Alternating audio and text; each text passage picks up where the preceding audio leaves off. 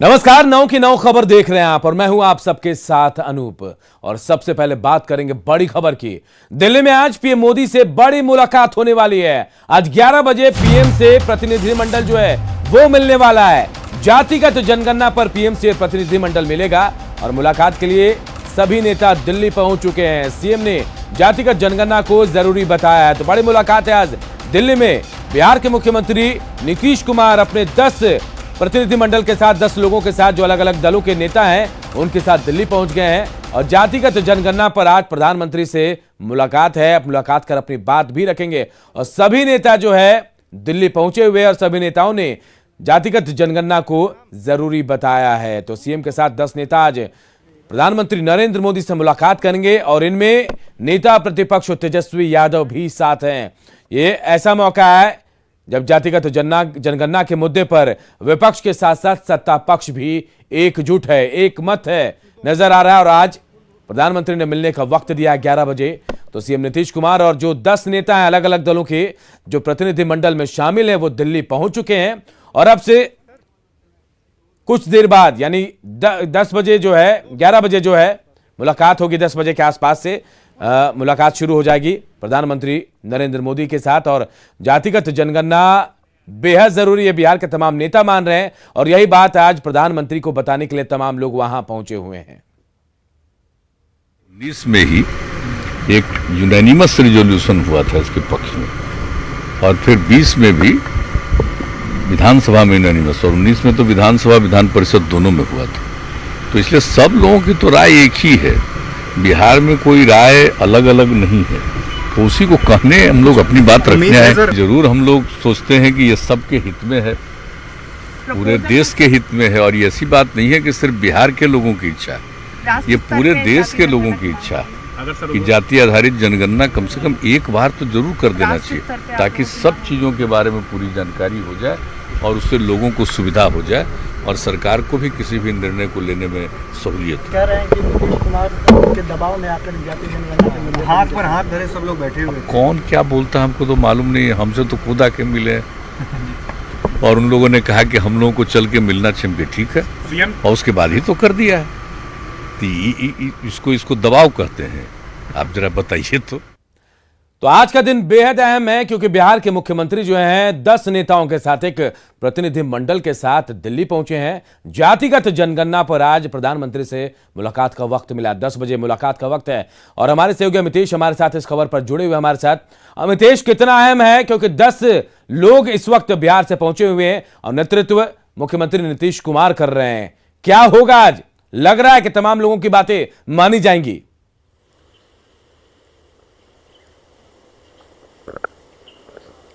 देखिए, लगातार बिहार में सभी दलों की तरफ से जातीय जनगणना की मांग की जाती रही है। चाहे जेडीयू की बात करें तो मुख्यमंत्री नीतीश कुमार और बाकी तमाम सांसदों तमाम मंत्रियों की तरफ से बात लगातार कही जाती रही है कि जातीय जनगणना होनी चाहिए। इसके अलावा नेता प्रतिपक्ष तेजस्वी यादव भी लगातार इस मांग को उठाते रहे हैं। आरजेडी इस पर मुखर रही है काफी और आरजेडी की तरफ से कहा जा रहा है, ये दावा किया जा रहा है। तेजस्वी यादव ने कल ये कहा कि हाथ पर हाथ धरे सरकार बैठे हुई थी, लेकिन हम लोगों के दबाव में मुख्यमंत्री ने पत्र लिखा और उसके बाद आज समय मिला है। तो निश्चित रूप से इसमें क्रेडिट लेने की भी होड़ है सभी दलों में कि किसके कहने पर पूरा डेलीगेशन जा रहा है। लेकिन सर्वदलीय जो डेलीगेशन जा रहा है आज प्रधानमंत्री से मुलाकात करेगा दिन में 11 बजे प्रधानमंत्री कार्यालय में, उसमें सभी दलों के नेता शामिल होंगे।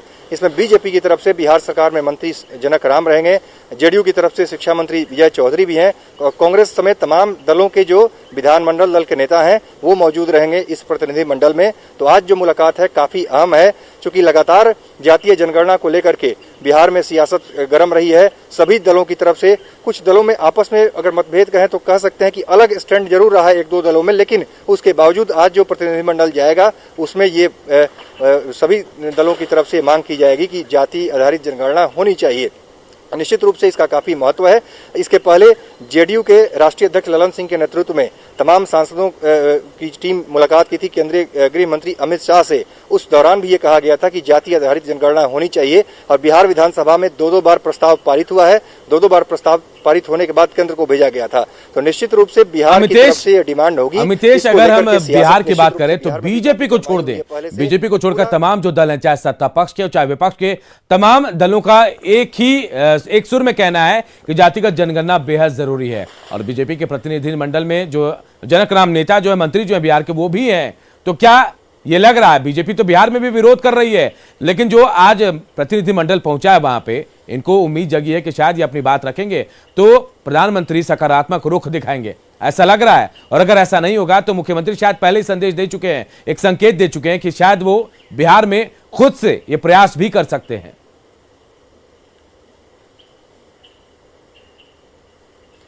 यह बिल्कुल यही सवाल मैंने पूछा जनक राम से, तो उनकी तरफ से यही कहा गया है कि प्रधानमंत्री का जो निर्णय होगा वो सर्वमान्य होगा। हालांकि ये बात बिल्कुल तय है कि जेडीयू बीजेपी में इस मुद्दे पर लेकर एकजुटता एकरूपता देखने को नहीं मिली थी। पिछले दिनों जिस तरह के स्टेटमेंट आए थे बीजेपी नेताओं की तरफ से, उसमें ये बात बिल्कुल साफ था कि जेडीयू खुल करके जाति आधारित जनगणना की मांग कर रही थी, आरजेडी खुलकर मांग कर रही थी, लेकिन बीजेपी की तरफ से इस पर खुलकर कुछ नहीं बोला जा रहा था। बीजेपी ये कह रही थी कि जो भी तमाम चीजें होंगी इस पर केंद्र सरकार का फैसला सर्वमान्य होगा। कुछ इसी तरह का बयान आज भी जनक राम मंत्री से जब मैंने सवाल पूछा, उनकी तरफ से कहा गया कि प्रधानमंत्री से आज मुलाकात होगी, प्रधानमंत्री जो भी निर्णय लेंगे वो सर्वमान्य होगा। तो निश्चित रूप से आज जो डेलीगेशन जाएगा, इसमें एक बार फिर से काफी पुरजोर तरीके से मुख्यमंत्री नीतीश कुमार की तरफ से मांग की जाएगी कि जाति आधारित जनगणना होनी चाहिए। लेकिन अगर जाति आधारित जनगणना का फैसला केंद्र सरकार की तरफ से नहीं होता है तो उस सिचुएशन में पहले भी मुख्यमंत्री इशारा कर चुके हैं और बाकी जो सांसद हैं जेडीयू की और दूसरे नेताओं की तरफ से इशारा दिया जा चुका है कि नीतीश कुमार इस पर आगे बढ़ेंगे। तो उस सिचुएशन में अगर ऐसा होता है तो फिर क्या होगा, आने वाले दिनों में इस पर देखना होगा कि आखिर क्या सिचुएशन इमर्ज करता है। चूंकि लेकिन अमितेश, बिहार में तो लगातार ऐसे बयान सामने आ रहे हैं बीजेपी के नेता। आज भी देखिए दिलीप जायसवाल जो है एमएलसी बीजेपी के, उन्होंने कहा कि 75 साल से जाति के नाम पर मूर्ख बनाया जा रहा है और बिहार में कोई ऐसा नेता नहीं बीजेपी का जो समर्थन कर रहा होगा। ऐसे में जनक राम सामने आए हैं, प्रतिनिधिमंडल में शामिल है, तो क्या माना जाए, जनक राम क्या मानते हैं कि हां जातिगत जनगणना होना चाहिए या फिर वो प्रतिनिधिमंडल में सिर्फ शामिल होकर आए हैं?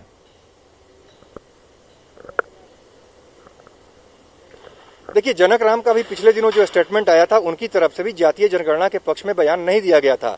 जनक राम से आज भी मैंने जो सवाल पूछा तो उनकी तरफ से यही कहा गया कि जो भी प्रधानमंत्री का निर्णय होगा वो सर्वमान्य होगा और प्रधानमंत्री लगातार विकास को देख करके, खासतौर से पूर्वांचल के जो पूर्वी भारत के जो राज्य हैं, बिहार, झारखंड, उड़ीसा, इन सबों के विकास के लिए लगातार तत्पर रहते हैं। तो कुछ इस तरह का उनका स्टेटमेंट रहा। और खासतौर से मैंने ये जब सवाल पूछा कि नीतीश कुमार की तरफ से इशारा है, जेडीयू की तरफ से इशारा है कि अगर केंद्र सरकार नहीं मानती है तो बिहार में अलग से जाति आधारित जनगणना कराई जाएगी, तो इस पर भी बिहार सरकार में मंत्री और इस डेलीगेशन में शामिल होने आए जनक राम की तरफ से बात कही गई कि इस पर प्रधानमंत्री का जो भी निर्णय होगा सर्वमान्य होगा। तो कुल मिलाकर देखा जाए तो खुलकर कुछ बीजेपी इस पर नहीं बोल रही है, भले ही क्योंकि सभी दल इसमें शामिल हो रहे हैं, इसलिए डेलीगेशन में बीजेपी शामिल जरूर है, लेकिन जाति आधारित जनगणना को लेकर के बीजेपी का स्टैंड बिल्कुल उस तरह से नहीं है जिस तरह से जेडीयू, आरजेडी जैसे तमाम दल खुलकर बोल रहे हैं। बीजेपी, जैसा आपने नाम लिया बीजेपी नेता का, तो उनकी तरफ से जो बयान आया है, पहले भी और बीजेपी नेताओं की तरफ से बयान आया है, उसमें साफ साफ दिख रहा है कि बीजेपी जाति आधारित जनगणना के पक्ष में नहीं है। लेकिन चूंकि सभी दलों की मांग है, लगातार डेलीगेशन मिल रहा है, उसमें बीजेपी उसको छोड़ना भी नहीं चाह रही थी। इंतजार करते हैं थोड़ा अमितेश, जब ये मीटिंग होगी प्रधानमंत्री के साथ, उसके बाद क्या कुछ तय होता, क्या फैसला होगा, ये भी जानेंगे आपसे। फिलहाल बहुत बहुत शुक्रिया। इधर जातीय जनगणना पर बिहार से जो प्रतिनिधिमंडल आज पीएम मोदी से मिलेगा, उनमें बीजेपी की तरफ से बिहार सरकार में मंत्री जनक राम भी शामिल होंगे। नीतीश कुमार के नेतृत्व में सर्वदलीय शिष्टमंडल आज मुलाकात करेगा प्रधानमंत्री नरेंद्र मोदी से। बीजेपी की तरफ से बिहार सरकार में मंत्री जनक राम इस शिष्टमंडल में शामिल होंगे। बात करते हैं उनसे। जनक राम जी, जातीय जनगणना की मांग लगातार होती रही है, आप खुद उस डेलीगेशन में शामिल हो रहे हैं जो कि मुख्यमंत्री के नेतृत्व में आज प्रधानमंत्री से मुलाकात करेगा। क्या मांग रहेगी आप लोगों की बीजेपी की तरफ से, आप क्या कहेंगे? बिहार के यशस्वी मुख्यमंत्री आदरणीय नीतीश कुमार जी ने देश के यशस्वी प्रधानमंत्री जी से समय मांगा था। देश के प्रधानमंत्री जी ने समय भी दिया और बिहार के हम सब 11 सदस्यीय मुख्यमंत्री आदरणीय नीतीश जी के नेतृत्व में हम सब मिलेंगे और देश का प्रधानमंत्री जी ने जो निर्णय लेंगे वो निर्णय हम सबका सर्वमान्य होगा। लेकिन यही बात जेडीयू की तरफ से कही जा रही है। खुद मुख्यमंत्री नीतीश कुमार कह रहे हैं कि जातीय जनगणना होनी चाहिए, अब जरूरत है। 1931 के बाद अब तक नहीं हुई है जाति आधारित जनगणना। नेता प्रतिपक्ष तेजस्वी यादव सही वही बात कर रहे हैं। तो बीजेपी इस पर क्या सोच रही है? क्या बीजेपी को लगता है कि जाति आधारित जनगणना होनी चाहिए? मुझे लगता है कि सबका अलग अलग सोच है, अलग अलग दल की अपनी विचार होती है, लेकिन बिहार में 13 करोड़ जो आबादी है उस आबादी के प्रति सब लोग चिंतित है, उनका सोच जायज है। लेकिन अब तो मांग ये राज्य का नहीं है, देश के प्रधानमंत्री जी के हाथों में है और बिहार के मुख्यमंत्री जी ने अपनी मांग को रखते हुए और हम सब के साथ ये बात होगी। और मुझे लगता है कि देश के प्रधानमंत्री जी ने बार बार कहते रहे कि पूर्वांचल राज्य का जब तक विकास नहीं होगा, जैसे उड़ीसा है, बंगाल है, बिहार है, तो विकास के कड़ी में देश के प्रधानमंत्री जी ने कई ऐसे योजनाएं चलाए जो बिहार मुख्य धारा में जुड़ पाए। तो इस कड़ी में मुझे लगता है कि देश के प्रधानमंत्री जी जो भी निर्णय लेंगे बिहार के मुख्यमंत्री जी को ध्यान में रखते हुए, तो मुझे लगता है कि वो हम सबका मान्य होगा। आखिर में एक सवाल, आप कह रहे हैं कि अलग अलग पार्टी की अलग अलग राय होती है, तो जेडीयू आरजेडी खुलकर बोल रहे हैं कि जाति आधारित जनगणना होनी चाहिए, बीजेपी इस पर खुलकर नहीं बोल रही है। आपको लगता है बीजेपी की राय अलग है, भले ही आप लोग प्रधानमंत्री के ऊपर छोड़ रहे हैं? नहीं, मुझे लगता है कि राय से सहमत या न सहमत की बात नहीं है। जब मामला मुख्यमंत्री जी के नेतृत्व में जब डेलीगेशन आई है तो मुख्यमंत्री जी के नेतृत्व में हम सब मिल रहे हैं और आज 11 बजे देश के प्रधानमंत्री जी को खुद के तय करना है। उनका आदेश, मार्गदर्शन देश को मिलेगा, प्रदेश को मिलेगा और उस बताए मार्गदर्शन पे प्रदेश आगे बढ़ेगा। अगर अलग से जाति आधारित जनगणना कराने की बात होती है, जेडीयू के कई सांसद नेता लगातार ये बात कहते हैं कि मुख्यमंत्री इस राय के हैं कि अगर केंद्र की तरफ से ऐसा आदेश नहीं मिलता है तो बिहार में अलग से जाति आधारित जनगणना हो सकती है। आप सरकार में शामिल हैं, बीजेपी सरकार में शामिल है, क्या बिहार सरकार अलग से कराने पर विचार कर सकती है?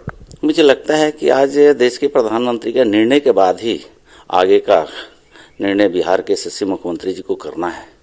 तो आज प्रधानमंत्री का निर्णय जब आ जाएगा उसके बाद मुझे तो लगता है कि प्रधानमंत्री का निर्णय सबको मान्य होगा, जो भी निर्णय आएगा। बहुत बहुत धन्यवाद। तो ये थे बिहार सरकार में मंत्री और बीजेपी नेता जनक राम, जिनका कहना है कि प्रधानमंत्री के ऊपर सब कुछ है, उनका ही निर्णय सर्वमान्य होगा। कैमरामैन संजीव वर्मा के साथ अमितेश, न्यूज 18 दिल्ली। दरअसल बिहार विधानमंडल में 2 बार जातीय जनगणना के प्रस्ताव पास यहां से हो चुका है और बिहार की सभी पार्टियों ने इसका समर्थन भी किया था।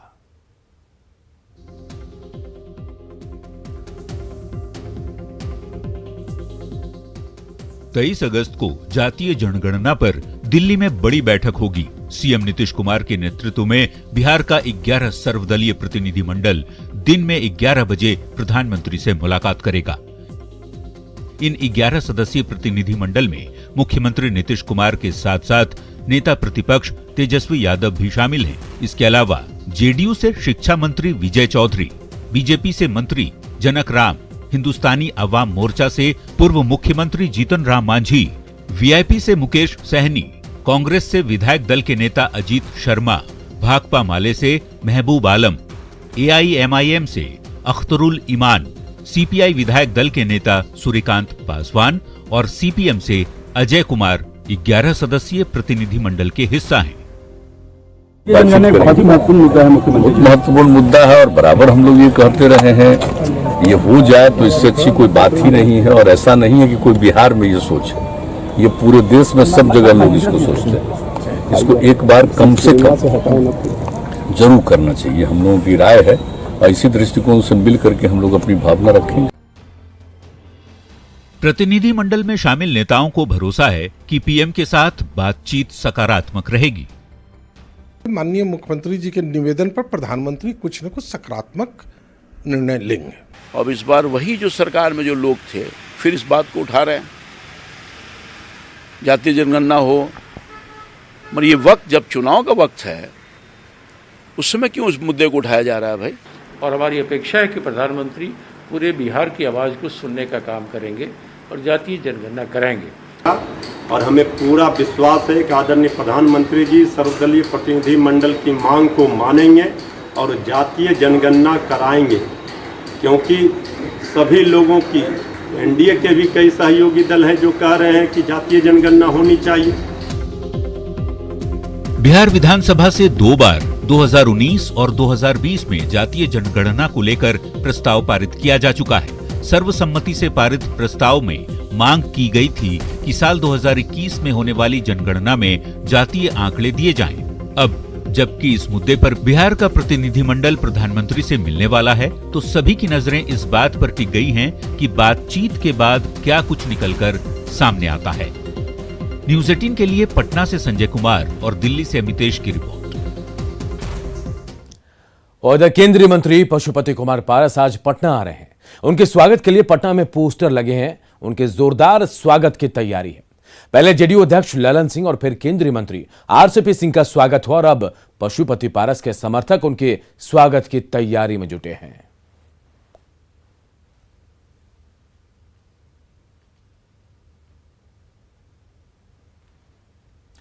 इधर बेहटा में अपराधियों ने घर में तोड़फोड़ की और हत्या की नियत से फायरिंग भी की है और इसकी तस्वीरें जो है अब सीसीटीवी कैमरे में कैद हो गई।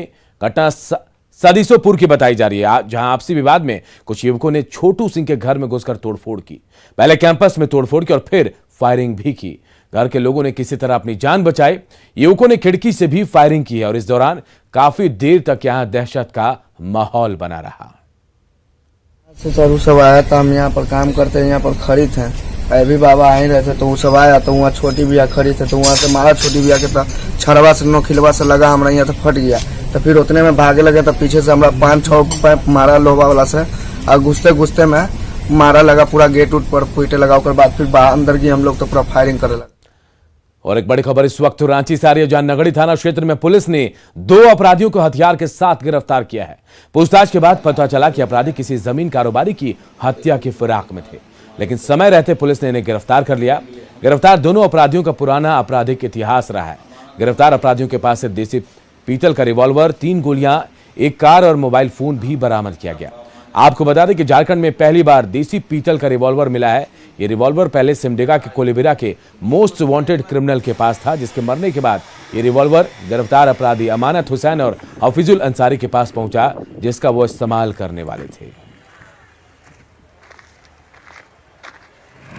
आगे पूछताछ करने पर वो बताया कि जमीन कारोबारी की तलाश में थे, कोई आने वाला था जिसको ये लोग टारगेट किए थे और वो मिलता तो निश्चित रूप से कहीं न कहीं लेवी लेने की बात होती या फिर कोई बड़ी घटना वो अंजाम जरूर देते। सारे लोग उधर सुदूरवर्ती अपना थाना है जो नारकोटिक के रहने वाले हैं। हमको लगता है कि इनके पकड़े जाने से एक बड़ी घटना जो होने वाली थी उसको हम लोगों ने रोकने में सफलता पाई। और इधर गढ़वा में रक्षाबंधन के दिन एक भाई की कलाई सूनी रह गई। बहन से राखी बंधवाने गए भाई की बहन के ससुराल वालों ने पहले दौड़ा दौड़ा कर पिटाई की और उसके कुछ देर बाद ही फांसी से झूलते बहन का शव मिला। घटना मिराल थाना के गोंदा गांव की है, जहां बहन से राखी बंधवाने गए भाई को बहन का फांसी से लटकता हुआ शव मिला। उसके पहले बहन के ससुराल वालों ने भाई की जमकर पिटाई की। मृतक महिला के भाई रमना निवासी राजू प्रसाद के मुताबिक 4 साल पहले ही बहन की शादी हुई थी, जिसके बाद से ही दहेज की मांग को लेकर बहन को प्रताड़ित किया जा रहा था। साथ ही बहन के ससुराल वालों पर गला दबाकर हत्या का आरोप भी लगा। मृतक के पति समेत 7 लोगों पर मुकदमा दर्ज कराया गया है। वहीं इस मामले में आरोपी पति समेत परिवार वाले घर से फरार हैं, उनकी तलाश की जा रही है। लंबे समय से दहेज के लिए गाड़ी वगैरह की मांग कर रहे थे, उसी में आज घटना हो गया। गला दबा दिया गया लड़की का और गहना लेकर पूरा शरीर का निकाल दिया। हम लोग देखे कि आगे पीछे पहुंचे तो हम लोग देखे कि शव पड़ा हुआ है जमीन पर और चोट का निशान बना हुआ है नाक पर, हाथ पर। पूरे फरार है सदस्य, पूरे फैमिली फरार है। और घर के अगल बगल बोले कि भाई हमको लंबे समय से इनके साथ बोला चाली नहीं है, इस तरह का बात, इस बात की कोई हमको जानकारी नहीं है। पिछले साल न्यूज़ 18 और बायजूस की एक नई पहल ने आपको ऐसे कई यंग जूनियर्स से मिलवाया जिन्हें देखकर हम सब हैरत में पड़ गए। उम्र इनकी भले ही छोटी हो, लेकिन जब न्यूज़ 18 के मंच पर इन्होंने अपने बड़े काम को दिखाया तो पूरा देश इन्हें देखता रह गया। कोई मैथ्स तो कोई म्यूजिक, कोई स्पोर्ट्स तो कोई आर्ट्स, सब के सब निकले अपने फील्ड के जूनियर्स। और अब वही मंच दोबारा है तैयार ऐसे और यंग जूनियर्स को फिर पूरे देश से मिलवाने के लिए।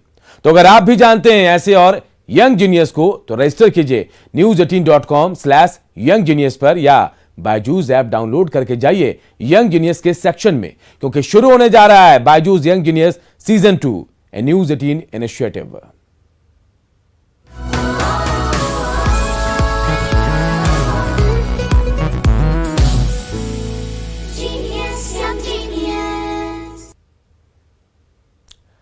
और इस बुलेटिन में इतना ही, लेकिन खबरें लगातार जारी है। देखते रहिए न्यूज़ 18 बिहार झारखंड।